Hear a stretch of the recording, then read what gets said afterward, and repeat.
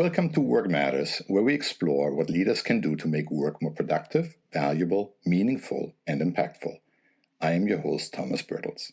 I've been a longtime fan of Peter Drucker's work. Drucker is widely recognized as the father of modern management theory, and I'm very excited in today's episode of Work Matters to talk with Bruce Rosenstein. Bruce has been a student of Drucker's work for more than 35 years. He is the managing editor of Leader to Leader, and he wrote 2 books, Create Your Future the Peter Drucker Way and Living in More Than One World.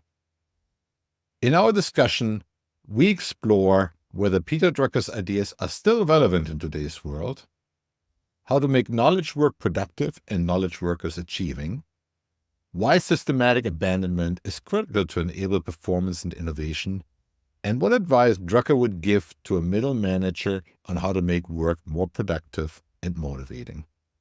I hope you enjoy this episode, and if you do so, please don't forget to like, subscribe, and share it with a colleague. Bruce, without further ado, welcome to the show. Thank you very much for having me. I'm really excited about this. Same here. So in this podcast, we wanted to explore what insights Peter Drucker has to offer leaders on making work more productive, valuable, meaningful, and impactful. And Drucker passed away for nearly 2 decades now. Yeah, maybe under that headline, you've written 2 books about Drucker. How did you first get introduced to his ideas? I got introduced in kind of an unusual way. I had heard of Drucker, and we're talking now nearly 40 years ago, back in the mid-'80s. I had heard of Drucker before, but I was doing my master's in library and information science at Catholic University here in Washington, D.C. I took a course, it was a summer course in management, in library management, but the textbook had nothing to do with library management. It was a management textbook, and it was Drucker's wonderful management task responsibilities practice, over 800-page book. Now, we didn't have to read the whole book. It was a summer class, but it really just spoke to me on a very deep level. And I pretty quickly grasped that there certainly was relevance for the world of libraries. And later on, I found out that Drucker had a big history with libraries and a big following in the library world. But that was the start for me. So I just got very interested in his work. It made me even more interested in management. And I just kept at it quite a bit.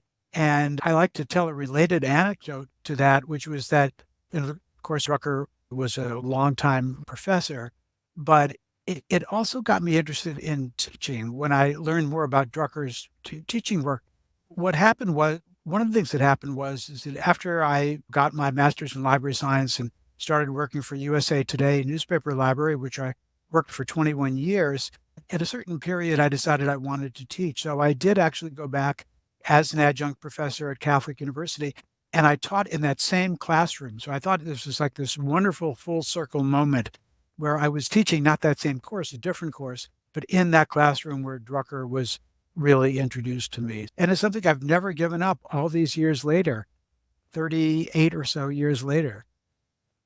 Yeah, I think he definitely, left an imprint on many folks. Obviously, the world has changed since he passed away. 2005, I think he was 95 years old. We're living in an age of technology, right? Artificial intelligence, the internet, gene editing. Are his ideas still relevant in today's world? They certainly are. And he certainly has a big following, including with people in some of those worlds that you spoke about. And I think a big reason was that the ideas are timeless. The concepts are timeless. They can be applied to anything.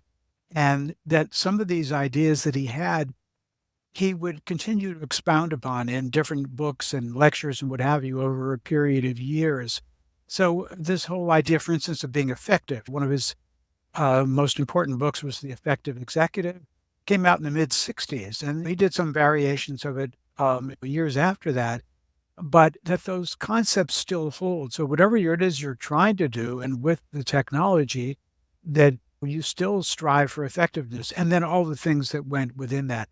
So that's why I believe that his ideas still remain relevant. And let's face it, we're going to have different kind of technology in their 5 or 10 years, and it's still going to be relevant. And another point I think we should make is that so many people now have learned about Drucker through things like social media. So there's a concept that was barely really on the radar screen when he died at the end of 2005. If you think about it, social media as we know it now really more or less didn't exist. It existed somewhat, certainly, but not to the extent that we have now.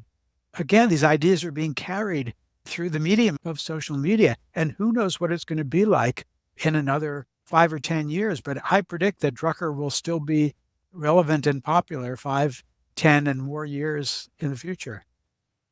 I could not agree more. So Drucker was also one of the first people to really talk about knowledge work, right? I think going back to the late 50s. What are some of the insights he had that maybe would be worthwhile for us to keep in mind in today's day and age? First, the overall concept, when you think about it, in the 1950s, it was shocking that he would talk about that because the level of certainly of technology and what have you that we have now is, or even that we had, let's say, in the 80s, much, much different, but that he foresaw that. So he was thinking into the future, which is a big part of Drucker's work. He was thinking into the future. He was extrapolating from what was going on then. So in the one way, in one sense, yeah, we're shocked that he was talking about when factories were still big. He already knew at that point that manufacturing was going to take up a smaller level of importance, maybe not right that second, but soon. However, another way to look at this would be why he could grasp that knowledge would be, even though computers weren't at the level that they became, let's say, 20 or so years later. If you think about it, that was the era of Sputnik. It was the era of thinking about our own, for the United States, of our own space program. Drucker had been very big on the idea of the GI Bill of Rights, which happened after World War II, where retiring service people could then get college degrees. And he saw the importance of that. More people in college, more knowledge created. And now it's hard for many people to think now, since we're so saturated in social media. But back then, in the late 50s, even TV was new. Radio was like, what, 30, 40 years old. So a lot of these technologies were still getting better. There were lots of publications. So there were reasons for us to think in terms of knowledge. But we also thought about things about what went into that. And I think this is fruitful now when we're thinking about how does this knowledge worker concept extrapolate to now.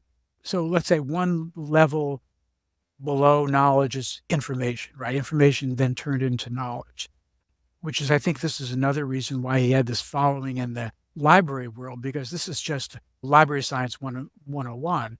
However, he had this concept of what he called information responsibility.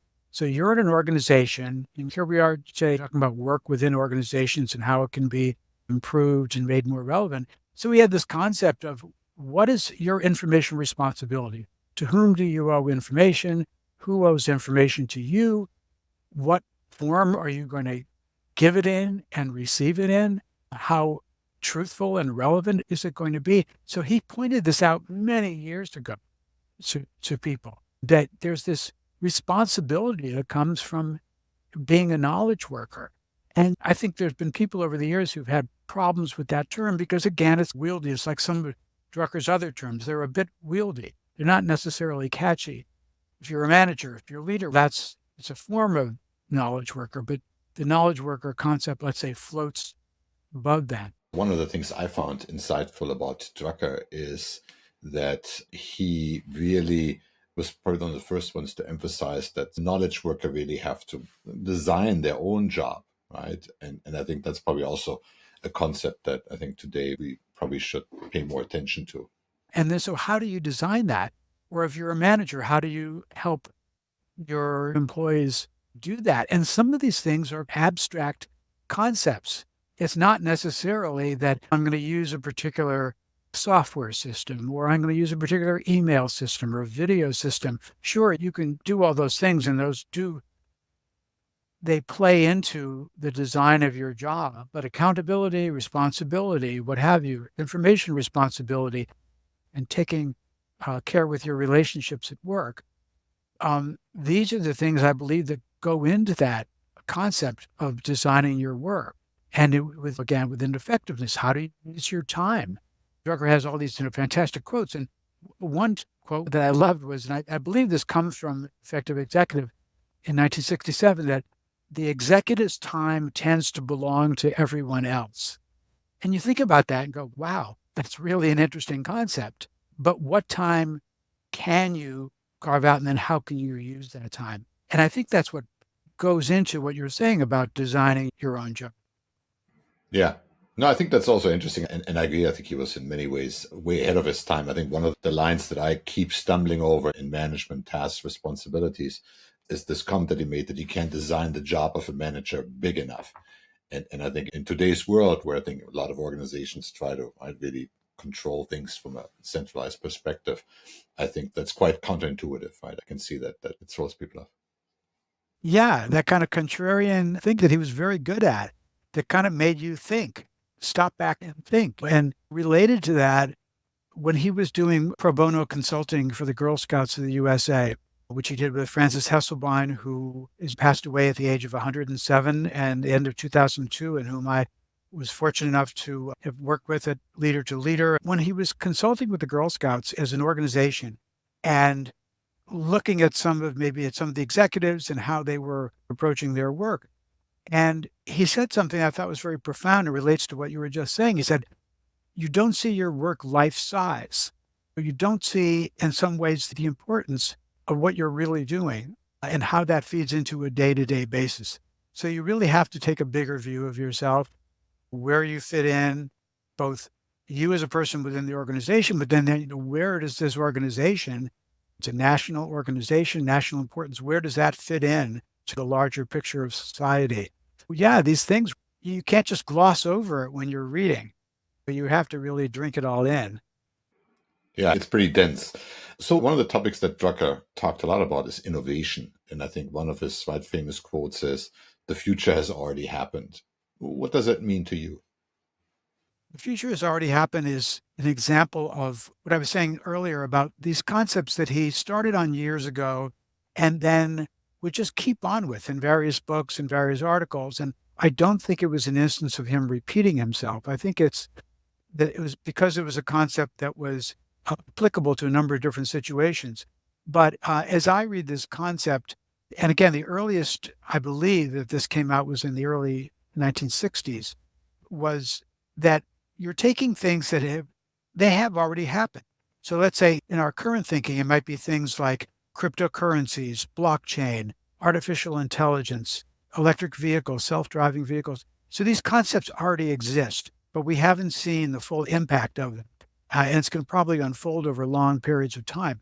So I think he's saying, so the future's already happened because these things have been invented or they're in society. But what are you going to do about them? Does it relate to you and to your work? And if so, what's the relevance? What is it that you can do? I was thinking about this the other day when I was learning more about the company NVIDIA, which has become so important, but like most people hadn't heard of this company until recent years, but they so valuable and so well known because they're like one of the few companies making chips that really will work with artificial intelligence. So at some point, my understanding they started out 30 years ago doing chips for games, but at some point they realized that artificial intelligence was getting more and more important and that they could switch over the importance and apply it to artificial intelligence. This didn't just happen over one day. They may or may not have been aware of this concept, the future has already happened, but to me, is a perfect example. And I'm sure there was a lot of trial and error along the way. But so there are a lot of opportunities, I think, out there now. And I think that it's a matter of how you can look. So he said, you're not predicting the future. As future oriented as he was, he said, we try not to predict the future because he didn't feel that would work. But he said you could, for lack of a better term, extrapolate from what was. So again, very important concept. In 1997, at the 75th anniversary of the Harvard Business Review, he was invited to do a guest essay, which he did, which later became the preface for one of his books from Harvard Business School Press. And it was called that. It was called The Future That's Already Happened. So even though he introduced it in this book from 1964, he used it again in 1997 as, this hugely important essay for the 75th anniversary of Harvard Business Review. A related Drucker concept that I think is less well known is called systematic abandonment. And I think you call it remove and improve, right? Tell us a little bit about what the idea is. This is one of these terms. It's clunky, systematic abandonment. But basically, the systematic part is that on a regular basis, he mainly did this for organizations, but it's applicable to people too, and certainly for managers, is that you look, first of all, you're aware of what your activities are, if it's an organization or let's say a business, your products, your services, but all sorts of things, your suppliers. It really, he meant this to be very, you really had to dig in to do this. But then you would get to the point at some point where you would say, would we start this activity or have this product, let's say, or service now, if we already knew what we already know? And if the answer was no, we wouldn't have a product like this. He was saying just stop there and say, what can we do about it? Is there some way to stop doing this or to sell it to another company or whatever? And I think he said that sometimes people just stopped there and they felt it was too difficult. Or as he pointed out, there were psychological reasons for just kind of keeping on doing things. But it was meant to be this iterative process. Now, sometimes what he did, and this is where I came to the remove and improve idea, this idea of Kaizen, the Japanese term, but a thing that's been around concept has been around a long time, of continuous steady improvement. And he said, if you combine those two, systematic abandonment and Kaizen, that very often you would end up with something better and maybe even something innovative. So in Create Your Future the Peter Drucker way, when I was coming up with my 10 elements of the future of Drucker's work, again, something he didn't sit down and say, here are my 10 elements, something I had to do. But I said, I think we need some shorter, catchier terminology. So I felt that remove and improve would be better because theoretically removing at least some things, but then you'd improve what it is you already were doing, or whatever that new, let's say, concept or product would be, then you would improve that. So I felt that it was just like I did in that same list for the future that's already happened. I just called it inevitability. It's just, to me, a one-word thing of saying, this is inevitable. So let's say with electronic vehicles, it's inevitable that we're going to have just more and more electronic vehicles. It's just, how do we get there? And if you're somehow within that business, that you have to ask yourself those things about how are we going to get there? And maybe when you're doing that, without extrapolating too much, but maybe when you're doing that, let's say you're involved somehow in electronic vehicles now, you might say, I'm going to do something else, or our organization should really be doing something else. There's a million companies doing EVAs now, but if we do X, Y, Z. So these are the things that Drucker said. All these things take time, they take effort. And for a lot of people, it's hard for them to do that. Maybe the process wouldn't be so hard once they got down to it, but finding the time and having the inclination, I think those are the things that perhaps they find difficult. Yeah, which I think gets us to, I think it's like maybe the question that's at the heart of this podcast, right? Which is looking at what leaders can do to make work better. And what advice do you think Peter Drucker would give, say, a middle manager in a large company today, right? Where to start, what to consider? He had this idea, a great quote of, you have responsibility of putting yourself in the big picture. First of all, what is the big picture of your organization? And all sorts of things. What it is this really does, what are the values, who are some of the other people? I think he would say, you've got to get a good handle on that. And then maybe where you're possibly going within that organization. Maybe you won't always be a middle manager, but first understanding your own reality. But I think he would then come back to these fundamentals about effectiveness, about the people, your relationships. He would saying things about your relationships upwards, downwards, and sideways, and also outside the organization as well, because he was very big on going beyond the four walls of the organization. So I think that he would try to get people to get a really good handle on those things, but really then come back for you as the middle manager, but then the people you work with, the people you're responsible for, let's say, for all these kinds of things, for innovation, for effectiveness, for communications, because he was big on that. So really coming down to those fundamentals. Another fundamental is this idea of continuous lifelong learning, and that a lot of it is, it's your responsibility. The organization may or may not help you with that. Some organizations, they do. That's great. Some people don't even take advantage of that. But when I was at USA Today, for instance, we had this program called USAT University. It was wonderful. They brought in all these fantastic speakers. Like Jim Collins came in. This is before he was super famous, but he came in. And we didn't have tests or anything like that. It wasn't like that. There were separate training things. But for USAT University, it was just amazing. Some of the people they brought in, oh my God, that you could learn from folks like that. So I think it's also just telling people you have all these opportunities to learn. And some of them, yes, are going to be outside of work, whether or not it's taking courses or doing a degree. It doesn't necessarily have to be, but just becoming a well-read person.